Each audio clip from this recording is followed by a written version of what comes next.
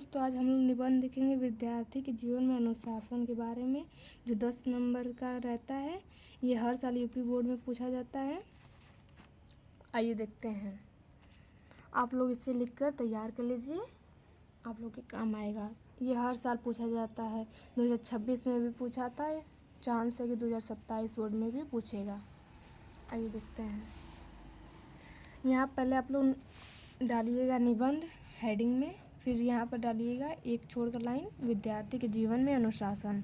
इसे डालने के बाद अगर आप लोग को ऐसे बनाना है तो और ही अच्छा नंबर मिलता है। ऐसे कह देखने वाले एग्जामिनर कहेंगे अच्छा लिखा है। यहाँ पर आप लोग डालिएगा रूपरेखा।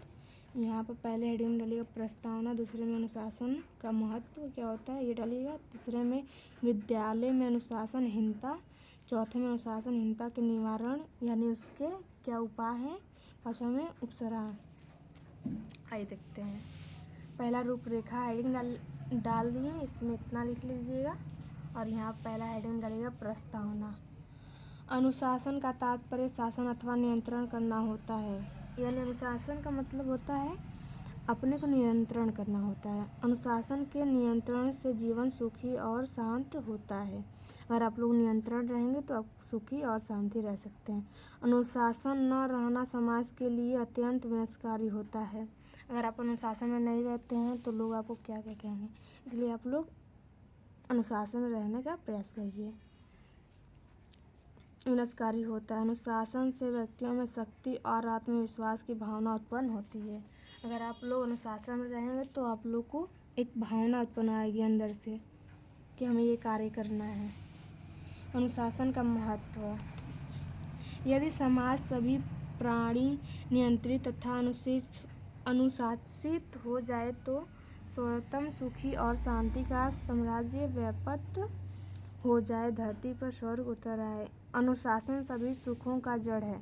अनुशासन कठोरता का एक ऐसा मापदंड है जिसके नीचे आनंद का एक मधुर जल छिपा हुआ है।